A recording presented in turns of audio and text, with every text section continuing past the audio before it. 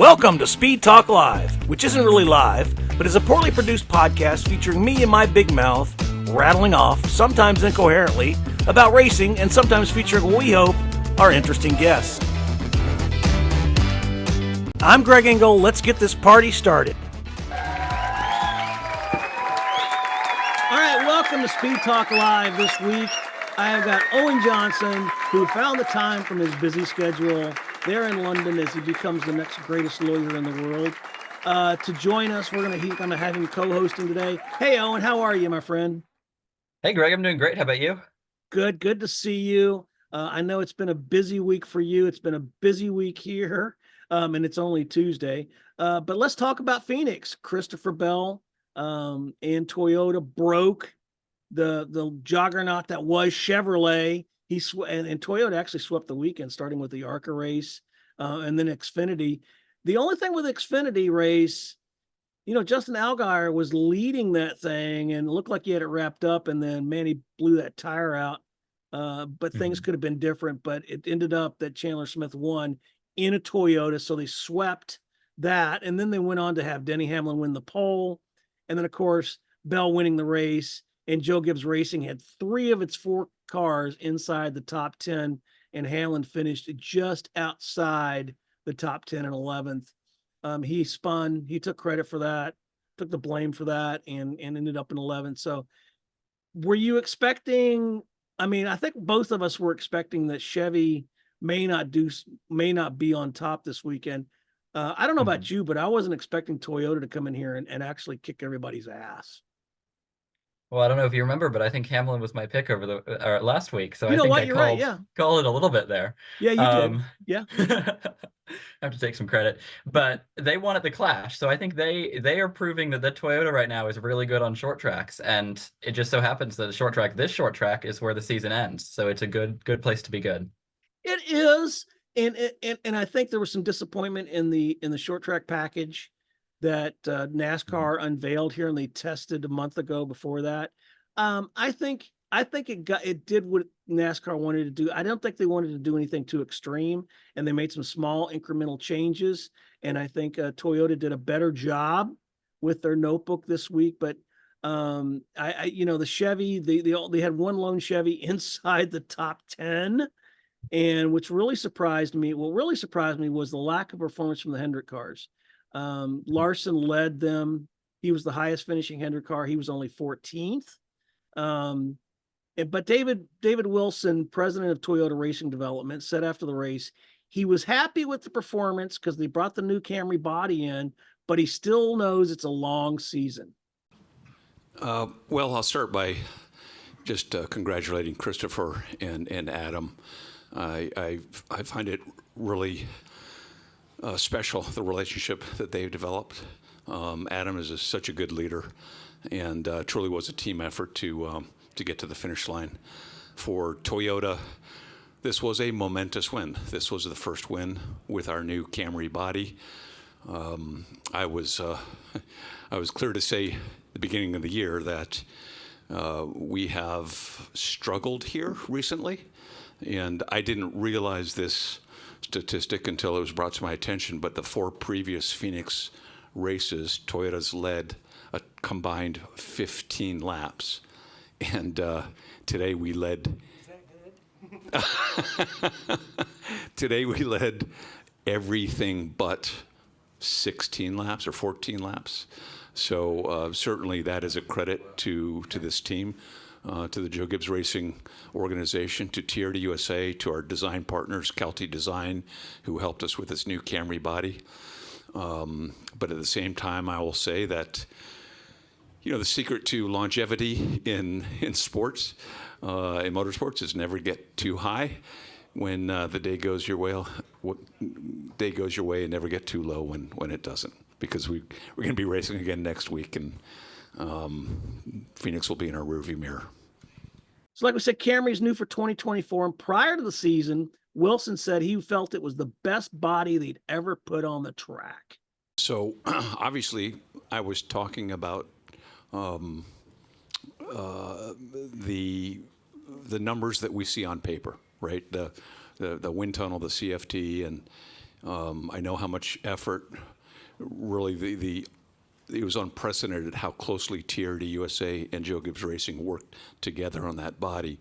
But I may have said, because I say this all the time, you don't race wind tunnels, you don't race dynos, and you could be the best on paper, but unless you have the talent behind the steering wheel and the team and the pit crews to put an entire race together, the rest is meaningless. So certainly what we've seen 4 races in validates a lot of our optimism. But we have a whole lot of racing left to go, and we have more intermediates and more big tracks and more short tracks to truly evaluate where we are. And David Wilson, obviously a great cheerleader for Toyota. But I don't think we needed to dismiss the Fords, because the Fords were actually up there and doing well. The question becomes, do you think because this long season that Chevy and Ford are going to catch up and we're going to get this parity that NASCAR strives so to have among the OEMs? I think we've still yet to see NASCAR's bread and butter track in a mile and a half. Obviously, we've had Atlanta, which is a mile and a half, but it races like a super speedway. So I'm looking forward to seeing some of the next races. We've seen Vegas where there was some incredible parity, and I think it was the top 6 featured 2 of each manufacturer. So I think on that kind of track, there's incredible parity. I think the rest of the brands just need to figure out how to find speed in the short tracks that Toyota has right now.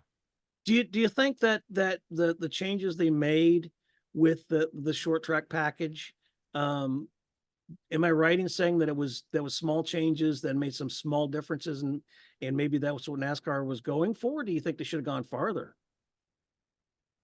I think the popularity of the race, if social media is anything to go by, I don't think they went far enough. Now, they changed where the downforce is going, so they didn't change anything with the horsepower, which I think a lot of fans have been asking for. They just made it so there's a little bit more downforce at the back and a lot less at the front, trying to get the cars a bit looser so they could pass in traffic. I think it worked to an extent, but it was, I mean, Ty Gibbs could pass. I think there was a restart where he passed something like 10 cars. He could clearly pass cars pretty easily, but it was a very dominant performance. And in the era of parity, that's not always the most popular. Yeah, we'll have to see. I mean, we got Richmond coming up. That's kind of another short track. Obviously, Martinsville, and we're going to talk about Bristol here in a few minutes. But it's going to be interesting to see if they've maybe continue to tweak the package or leave it alone. Everybody, there was people, you talk about social media, and it's such a driver of this sport now. It really is. And people on social media were saying, well, give the title to Toyota, and Bell could have won last year. And they're right. He could have won the title last year, but he lost a brake rotor. So now when he comes back, you would think they're going to have an advantage. But even Bell said that despite the win Sunday, he knows that when they come back here in November, the race is going to be different. Just because everyone is going to have so much more development time on this aero package. And, we showed up in the Hendrick cars. They clearly missed it this week, right? And they're not going to miss it in November whenever a championship's on the line, and they've had however many races to, get their setup dialed in. So clearly the JGR cars and the Toyota group hit on the setup the best, and we saw that in 2022 whenever Next Gen was first introduced. The Fords smoked everybody this race. So it just takes time with these changes to optimize it. And we're on the winning side of it this time, but the field is going to be, tighter. And I would expect that, the favorites are going to be up front whenever we come back in November. What I'm interested to see really is how this race compares to Bristol, since Bristol does not have the package. This is the same short track package. So I'm curious if it's just a product of the new cars that Toyota and Ford and even Chevy to an extent have brought this year, or if there's really some changes that NASCAR's made, because I think the racing was different, but it wasn't all that different from what we've seen with the Next Gen on short tracks.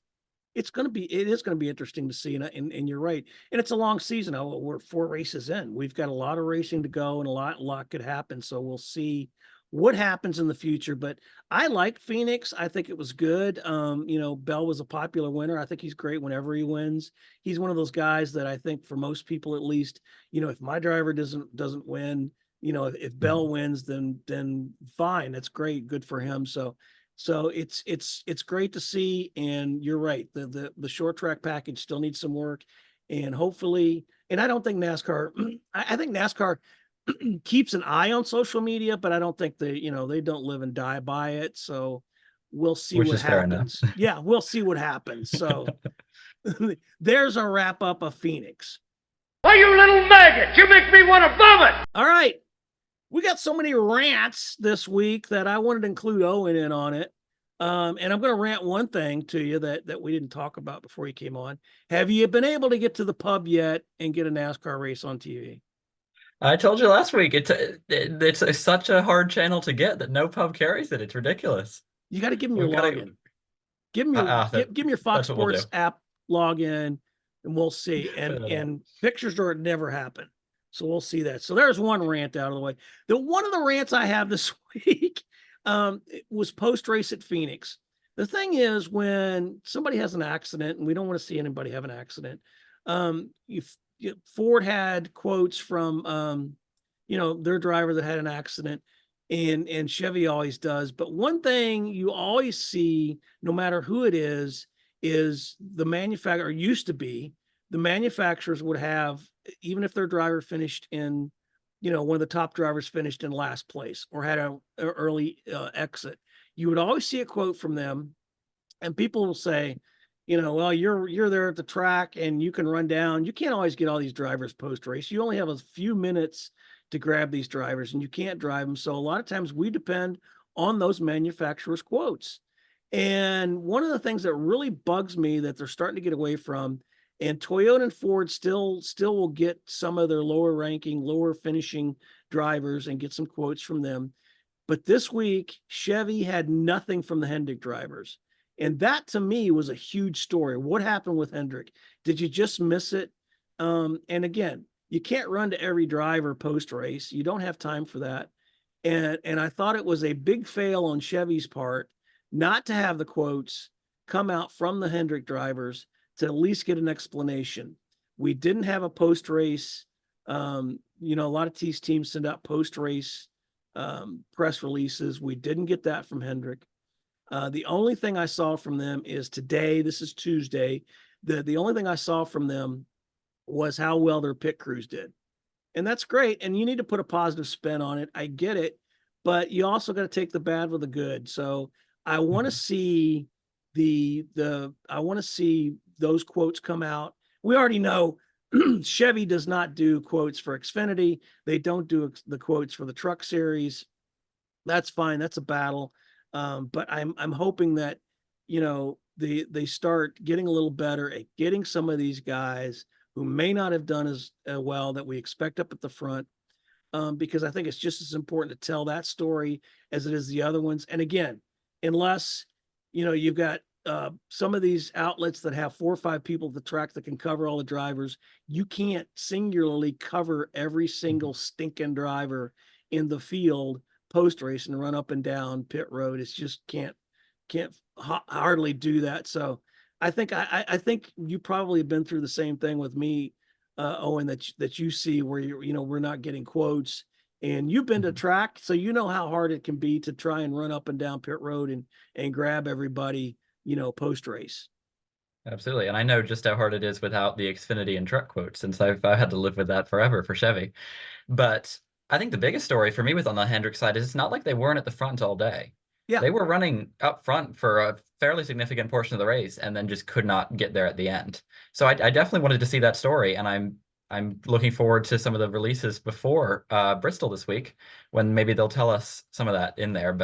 And you'll find that in the preview if it is. I have a feeling we're not. I have a feeling that they're getting, we're getting back to the PR side of things, right? And I do media relations and PR work for government agencies outside here. That's my day job. And a lot of times we call it putting on your tap shoes. You put on your tap shoes and you dance around the subject. And I think that's what's happening here. And on one hand, I get it. Being a PR guy, you want to do that, but I also think the story needs to be told. And it was a shame that we didn't get that story because I don't think anybody picked it up. So let's talk about something else that came up this week, and that's content creators versus reporters. I mentioned there's a site, frontstretch.com. I don't mind saying it. And this is nothing against them. They are great people and great young guys who work really hard. And a lot of people get their start from there. And they have a lot of coverage at this tracks and good for them. And this is not directed at them at all. But I started to learn the difference about content creators and reporters. I come from a background, I started as a newspaper reporter, and there was a certain set of ethics and journalistic integrity that went along with that. And if you didn't meet that, you were looking for another job. And I've seen people that's happened to. When you check your sources and you get your secondary sources and you confirm things. A story came out this week. One of the Stewart haulers that was going out to swap cars for Phoenix and Vegas was involved in a minor accident, and they parked on the side of the road for whatever reason. A car sideswiped them. Nobody was hurt. There was no damage, no big deal. Well, somebody started posting on social media the pictures and started speculating that, it was a horrible, terrible wreck. And a lot of us that are reporters called them out for the fact that, you could have called the team, which somebody did. Jerry Jordan, as a matter of fact, did that from Kicking the Tires. Great guy and a very seasoned reporter. Was called the team. What happened? Excuse me. That's when we found out it was just a minor accident, and he was the one that really did that. And the poor guy who had put that out there and was saying it was a horrible accident and all that. I really started to get the fact that he's not really a reporter. He's a content creator. And there's some great content creators there, and they go to the track and they wear the swag, and they pose in front of the cars and they take pictures of the cars and they put that out there. And this has grown into that. Social media has grown into that, where content creators do their thing and they do it well, and it's not necessarily a hard news story. And when a content creator is trying to do a hard news story, they just need to get it right, which is, okay, I saw this, it's a news story, it's something that's outside of my lane. Let's make sure that the next time, or let's make sure that I do the right thing. If I was a reporter, I call the team, I call the police department, I call somebody to find out and get the information confirmed. Was it a horrible accident? Was it just a minor fender bender? And do it that way. So I was a little miffed at this person who did this, was, and it seemed like they were trying to increase their Twitter followers. I'm sorry, Elon, the X followers. And but I really thought about it later, and we have to differentiate between content creators and actual people that are reporters. There's a couple sites out there. I know Elena's King. I'll mention her. She's great, man. She's a hell of a content creator, puts a lot of great NASCAR content out there. And there's a lot of people that do that. And God bless them. And there's plenty of room for them. But all I'm asking is, if you stray over into the reporter lane, by all means, make sure you're doing it right. Just like me, if I'm going to stray into the content lane and just put content out there, I want to make sure I'm doing it right. So that's my rant on that. I don't know, what's your thoughts on that, Owen? Well, I think content creators, like you say, are incredibly valuable for NASCAR and just getting the audience out there. I think there's a lot of young fans who get into NASCAR through that. But I think you're completely right. I think steering into news, just because they have so many fans, because of the nature of the work they do involves getting fans, they're just inherently more likely to mislead more people. So I think that there just needs to be a little bit more thought put into some things, I think. And it's not just going into breaking news stories. I think there was a time, one of the races last year, maybe 2 years ago, where they started trying to got into the media, got credentialed, and came to the race and started asking provocative questions, trying to maybe make videos. I'm not entirely sure what, but that, I think there needs to be a differentiation between what the media is doing. And I mean, obviously you have far more experience than I do. I try to learn from you as best as I can and live up to that standard. Well, but sir. well, you're very kind. And then try to reach that standard and not be creating this kind of provocative content under the guise of media. And exactly. A lot of times it's clickbait. And I'll always say that the biggest downfall has been social media is the Google AdSense that delivers the ads, and they pay you on a certain amount of ads, right? If you show X number of ads, you'll get paid a certain amount. So they don't really care about the content. They just want to get the And there are sites, there are farms that do this now, that the only reason they exist are to pull these clickbaity headlines out of NASCAR content, put it on their page, and they don't care about the content, and they don't care about who's writing it. They just want to serve those ads, and that's huge. And content creators can sometimes stray into that, and I get it, because they want to attract, and get more followers, because that's what they're all built on. So I get it, and we'll see about that. So in the future, and hopefully, if a content creator decides to jump into our lane, they'll do a little more diligence next time, and not get so roasted on social media. And speaking of getting roasted on social media, we had National Women's Day last month, or last week. Fantastic. I loved highlighting all the women in the sport and the industry, in not just NASCAR, but a lot of industries and a lot of motorsports, and it was great to see, and all the highlights. And I know you were talking about, we had a young female who from the F1 Academy that you Right. reported on last week. Yeah, we got an article up on our sister site Carraganza about Dorian Pin, who, well, she crossed the checkered flag first in the two F1 Academy races in Saudi Arabia. Lost the second one because she saw the checkered flag twice at speed. They gave her a 20-second time penalty. She finished 9th in that race. But despite the miscalculation there, she showed that she is a really incredible talent. She's obviously raced in IMSA. We've covered her a little bit there as well. And she's got a tremendous background in sports car racing that's translating well over to Formula One. And I think, there's plenty of female drivers in NASCAR to watch, but I think she's another driver to watch just in the racing scene generally. She's going to be a huge talent, I think. And that's just one of the many women that were highlighted last week in motorsports. And hey, man, I'm all for it. I love it. And something I talked about in a rant a couple weeks ago was the trolls seem to have lessened. And the trolls being, anytime Bubba Wallace wins, for example, we get a lot of racist trolls out there. That's gotten a lot better. When Raja won, I didn't really see that, so that was good. I was happy to see that. Unfortunately, this week, a top female in the industry, and she doesn't work in NASCAR anymore. And I'm not going to mention her name because I didn't reach out to her and let her know that we're going to talk about this. But she got an email that she shared on social media, and God bless her for that was brave of her to do. She shared an email that she got from somebody who said some very disparaging words to her, and she called him out on social media. The guy, and I showed a screen, we're showing a screenshot of the email, so I'm not going to talk about the actual content of it, but it was wrong. It was stupid. The guy's an idiot. I don't mind telling him that. And in a little twist to that, yesterday he started answering her back. And you would think that all of a sudden he's making some big deal that he's quote unquote revealing who he is.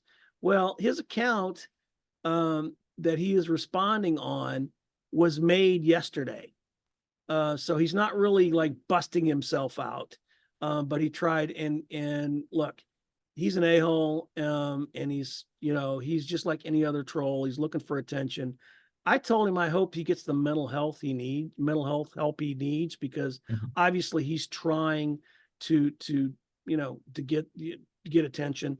And unfortunately he did, and he disparaged someone who's really big in all of motorsports. And I feel bad for her, and I feel bad for all the women that have to put up with that crap. And it is crap.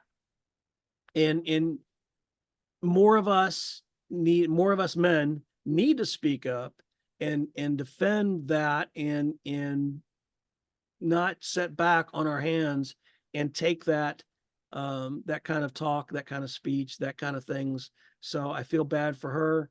The guy's an idiot. I hope he gets kicked off of the platform, and hope we never hear from him. But I think that this female who got this is understanding that there's more of us men out here who support her and the others in this industry, and whatever industry it is. I don't care what it is, broadcasting, motorsports, whatever. We're here to support you. We're thrilled that you're making inroads, and that you're on an equal with us. And moving forward, you continue to shine. Absolutely. And I think, like you said, it's incredibly important to share that and very brave to do so. I think another person we mentioned, Alanis King, earlier, I think she's always been very vocal about sharing the fact that it's unfortunately not that uncommon. And that's a massive problem. I mean, I don't have high hopes for Twitter or X or whatever it's at now that he's going to get banned and kicked off it, but No, um, that's what should be happening. It's not a pleasant environment to work in. It's not it's not. encouraging more people to get into the sport, which we need. It's not. And these people, I like the block button is my friend. And I reached out to the guy. He never answered me, which tells me everything I need to know. But I love what Alanis does. When she gets those kind of comments, she doesn't hesitate to put it in the comments. And I love that about her. And God bless her. And I think if she could live in a Chili's, she'd be happy in her Mazda. So good for her. And those are the type of people we need in this industry, male and female. So it's great. So I was sorry to hear it. I hope that she understands that there's more of us that support her out here than disparage her. And I hope this idiot goes back in his mom's basement or back under the bridge and feed his goats, because he's a troll and he's nothing. And we are wiping our hands of him. So anyway, let's look forward to Bristol. Let's back to the racetrack. So we're going back to Bristol this week, but for the first time in 3 years, we're not going to have dirt on the track. As a matter of fact, it's been repaved. And guess who won last year? Christopher Bell, but he did it on the dirt. This year, going back to the pavement. So let me ask you, Owen, who do you got in your radar for this week at Bristol? I've seen a lot of speed out of the Fords, and I have not seen them deliver on it. So I think it's time that the Fords deliver. Obviously, Logano was on the pole twice already this year. Was fastest in practice at Phoenix, never showed any of that speed during the race, got caught up. But I think Blaney was fast during the race. The RFK cars were fast during the race. I think it's time that a Ford shows up. And with the intermediate package, I think they have a chance. You know who I think, and speaking of the Fords, I agree with you on the Fords. I think it'll be it's Ford's time to step up to the plate. We've had Chevy, we've had Toyota. Now let's get the Fords out there. And who's somebody who impressed me at Phoenix last week, who quietly avoided trouble and had a great spot, was Chris Buescher. And in the Roush Fenway Keselowski team. I mean, they finished both in the top 10. I think they've got some things going on. I think that one of those cars could be a contender this weekend. I agree with you. I think the Fords, but you know what? It wouldn't surprise me to see Chase Elliott come to victory lane there. He ran of the Hendrick cars. He seemed to run the best last weekend at Phoenix, but that doesn't matter. So that's who I think. Anyway, I've got one driver to watch who I think is a perennial dark horse and who's been running well in pretty much all the races so far this year, and that's Michael McDowell. I don't know if he's necessarily a pick to win, but I think he's definitely a pick to run really well. He ran, I think it was 8th last week. Yep. And they've shown some speed in that Front Row Motorsports team so far this year. They're going to ally with Penske going forward. And I think they've got a lot more Ford support than they've enjoyed in the past. And I think we've seen some speed out of them. So there you go. We got Bristol. We're wrapping up Phoenix, and we'll see what happens as we come into the season, the 5th race of the year. 5 down, 31 to go. Owen, thank you, my friend. I appreciate you taking the time out of your busy schedule to come. And again, we're going to get you to a pub and get the Fox Sports login so we can get on the TV. Well, thanks for having me on. All right. Thanks, everybody. We appreciate you taking time out to listen.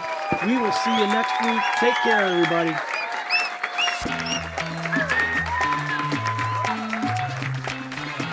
Thanks for listening to Speed Talk Live.